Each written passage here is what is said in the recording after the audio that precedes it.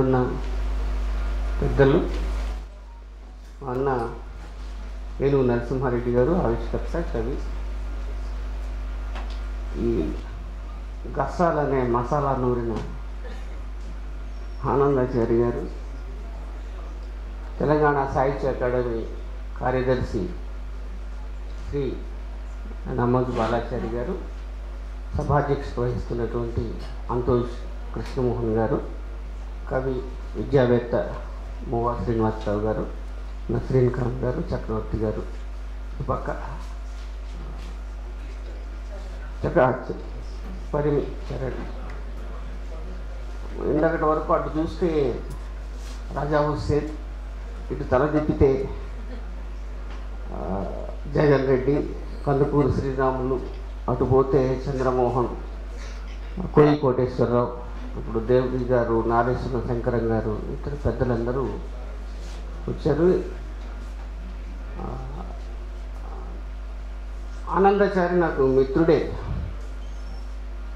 కానీ అంత మంచి మిత్రుడే కాదు.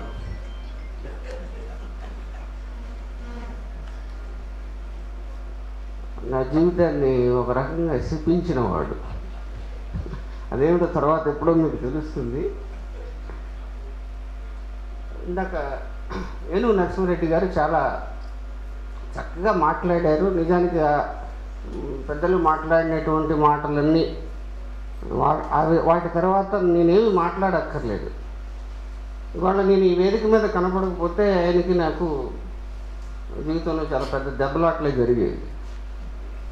సరే, ఏదైతే వచ్చాము, ఇవి మంచి కథలా చెడ్డ కథలా అని నాకు ఒక ప్రశ్న వచ్చింది. కొన్ని గొప్ప కథలా, ఉత్కృష్టమైన కథలా? ఎందుకు ఈ కథలు ఇలాగే ఉన్నాయి?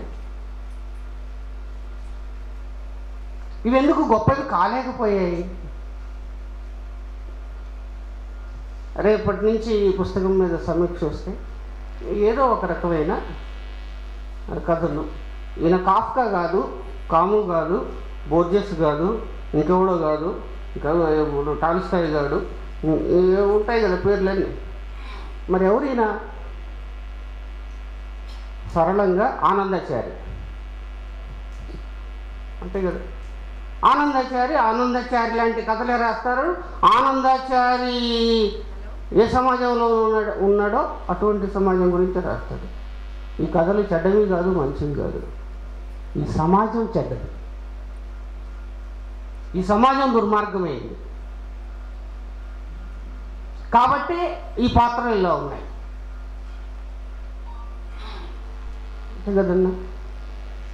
శృతి చచ్చిపోతే నాకు బాధ కలిగింది, ఒక ఈస్థెటిక్ ప్లెజర్. అబ్బా, ఐసీయూలో ఉంది, బతుకుద్దా బిడ్డ, బతకదా? కానీ ఆ పిల్ల అక్కడ ఉన్నటువంటి ఒత్తిడిని తట్టుకోలేక పల్లెటూరుకు వచ్చి ఆ మానవ సంబంధాలను వెతుక్కుంటూ ఉంటే, నువ్వు పో పో పో ఎక్కడికి పెడతారు?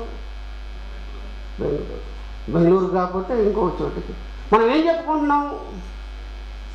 విప్రో అండి, ఇన్ఫోసిస్ అండి, ఐబిఎం అండి, కంపెనీల బ్రాండ్ నేమ్ చెప్పుకుంటూ, ప్యాకేజీల గురించి మాట్లాడుకుంటూ, శృతి చచ్చిపోయిందని విలపించడంలో ఏముందో నాకు తెలియదు. నువ్వు విలపించలేదు, చచ్చిపోతుందని చెప్పాడు. అలా చావకూడదు శృతిని బతికించుకోవాలి. కానీ శృతి బతకదు, బతికే వీలు లేదు. రాబోయే కాలంలో ఇంకా 25 అంతస్తుల 32 అంతస్తుల మించి దూకి చచ్చిపోయేటటువంటి వాళ్ళు అనేకంగా ఉంటారని ఈ కథలు భయపెడుతున్నాయి నన్ను, వణుకు పుట్టిస్తున్నాయి. కాబట్టి ఇవి మంచి కథలు కానే కావు. ఎందుకంటే మంచి సమాజం లేదు, సమాజం మంచిగా లేదు. సమాజం మంచిగా లేదు అని అంటే నాకు తెలియదండి. ఒక అంశం, ఏమో టీ పెడతావా, ఏమే టీ పెట్టవే అని కథ రాయండి. ఒసే టీ పెట్టవే అని రాయాలి. ఆ ఏమో టీ పెడతావా అనడంలోనే దాన్ని ఏమనాలి, పురుష ఆధిక్య గుణం ఉంది. ఆ భార్యాభర్తల మధ్య ఉండవలసిన మా ఇమోషనల్ దాన్ని ఏమంటారు సార్, బాండింగ్ ఆమె వైపు నుంచి భర్త మీద భౌతిక అవసరాలను తీరుస్తున్నప్పటికీ ఆవిడకున్న మానసిక అవసరాలని గుర్తించలేని నిస్సహాయత, నిస్సత్తువ, నిర్వీర్యత, నిష్ఫలత్వం భర్తలో ఉంది కాబట్టి అటు చచ్చిపోయాడు. చావాల్సిందే. చావక ఏం చేస్తాడండి?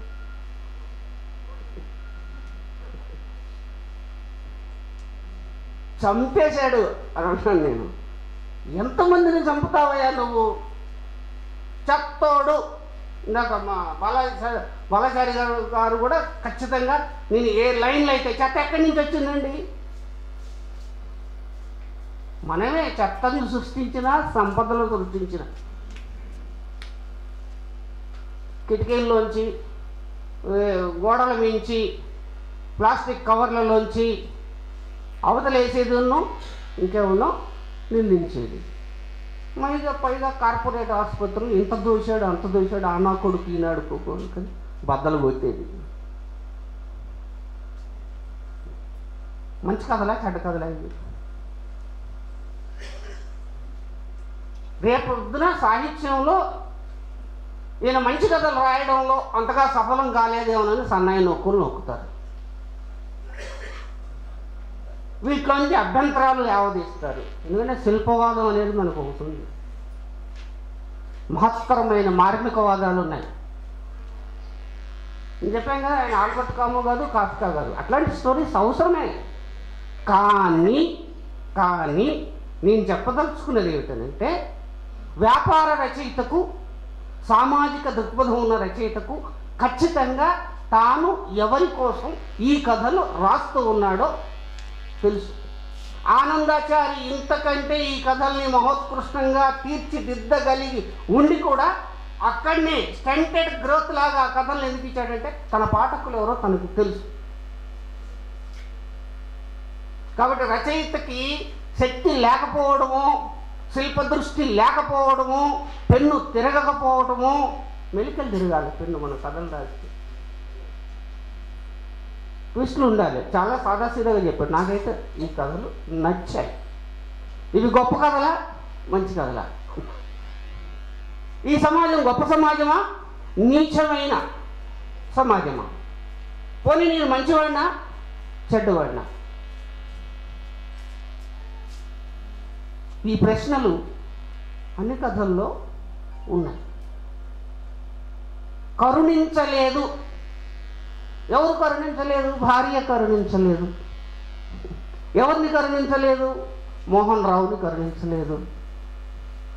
మోహన్ రావు జీవితంలో సంపాదనకి అలవాటు పడ్డాడు. 2 బిడ్డలు, అంతకుముందే పెళ్ళి అయిపోయింది, వెళ్ళిపోయింది. కొడుకు వెళ్తున్నాడు, కొడుకుని పంపేసి చేసింది. టామీ అనే కుక్కపిల్లని తెచ్చింది. నాకు కుక్కపిల్లకి టామీ అనే పేరు పెట్టడం అసలు నచ్చలేదు. ఇంకా చెవిష్కా, మనీష్కా, బహిష్కా లాంటి పేర్లు ఉండాలి. టామీ ఎప్పుడండి పెట్టుకున్నాం మనం సమాజంలో? 70, 80లో పెట్టుకున్నాం. ఇవాళ కుక్కల పేర్లు చూడండి మీరు. ఎవడన్నా బుద్ధున్నవాడు టామీ అని పెడుతున్నాడా? అయితే సమాజాన్ని పట్టుకోలేకపోయాడు. టామీ అని పెట్టట్లే. ఉందా అండి? పిడికి బిస్కెట్లు ఎక్కడ దొరుకుతాయో మాట్లాడుకునేటటువంటి సమాజం మన మధ్య ఉన్నప్పుడు, దాన్ని మెడకేసేటటువంటి బెల్టుల గురించి మాట్లాడుకునే సంపద మన మధ్య పోగుపడ్డప్పుడు, కుక్కని దొడ్డికి తీసుకుపోవడం విలాసవంతమైన, సత్యవంతమైన, దర్పవంతమైన వ్యక్తుల ప్రెస్టేజ్ ఇష్యూగా మారినప్పుడు మారకూడదని కాదు.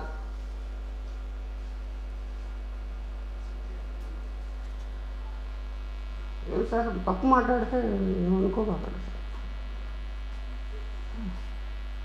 నాకు ఒక ఫ్రెండ్ ఉండేవాడు. నేను ఇది చెప్పొచ్చు చెప్పకూడదు, ఆనంద్ ఈ మాట చెప్పాలి. నేను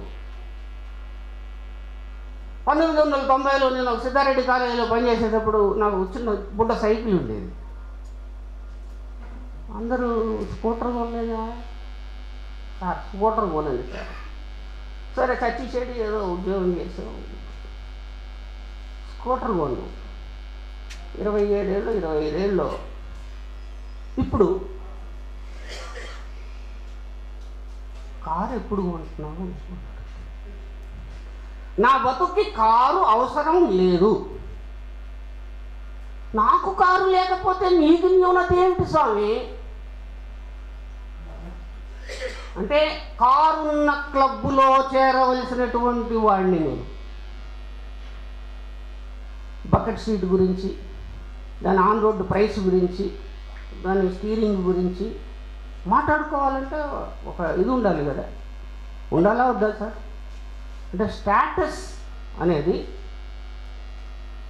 ఆ వలయం, అటువంటి వలయంలోకి పోకుండా కిందికి వచ్చాడు. ఇదొక పరిణామం. అంటే నా ఆర్థిక న్యూనత నా మిత్రులందరికీ ఆర్థిక న్యూనతగా మారుతోంది, మార్చింది. దాన్ని తెలుసుకోమంటున్నాడు. లక్ష్మి అనే కథ ఉంది, వెరీ బ్యూటిఫుల్. ఇవాళ ఒక ప్రత్యేకమైన తండాలో చదువుకొని ఉద్యోగాలు తెచ్చుకొని ఆ తండా జీవితాన్ని వదిలిపెట్టి బయటికి రావాలనుకుంటుంది ఒక తరం.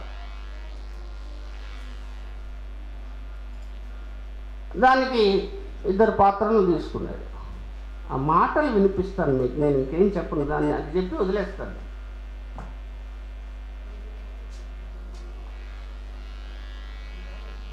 అమ్మ, ఇంకా జొన్న రొట్టెలు చేసి అమ్మడం ఏంది?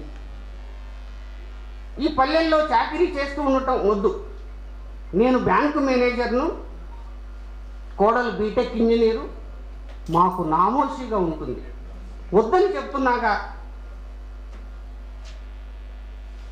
తల్లి చెప్పింది, ప్రతి సాయంత్రం జొన్న పిండి పిసుకందే చేతులు ఊరుకోవు. రొట్టెలు చేయన్నాడు, చేతులు పడిపోయినట్లుంటుంది, అసలు చేతులే లేనట్లుంటుంది. పని కూడా ఒక అలవాటే బిడ్డ. ఎందుకు ఆవిడ ఇవాళ పనిని పొందుతున్నాం, మనం పని చేయట్లేదు, పేయింగ్ సర్వీసెస్ తీసుకుంటున్నాం. ఇతనేమో ఆ శ్రామిక జీవితము, సమాజపు దోపిడీ, సామ్రాజ్యవాదము, పెట్టుబడిదారీవాదము, ప్రభుత్వ బాధ్యతలు, వ్యవస్థలు మెరుగైనటువంటి సమాజాలుగా బాగుపడము, ఇవన్నీ వెంగటిల్లుతున్నాడు సమాజం గురించి. కాబట్టి ఆనందని నేను ఏ కథకుడితో కూడా పోల్చలేను. రేపు మీరు జడ్జిమెంట్ ఏమిస్తుందో తెలుగు సమాజం, తెలుగు కథాలోకం, కథకులు తమ కథా ప్రపంచంలోకి ఈ ఆనందని ఎలా స్వీకరిస్తారో, ఎక్కడ ప్లేస్ చేస్తారో, ఏ ర్యాంక్ ఇస్తారో, 1 1 1 2 2 2 3 3 3 అనేది ఏ గ్రేడింగ్ ఇస్తారో చూడాలని. Thank you very much.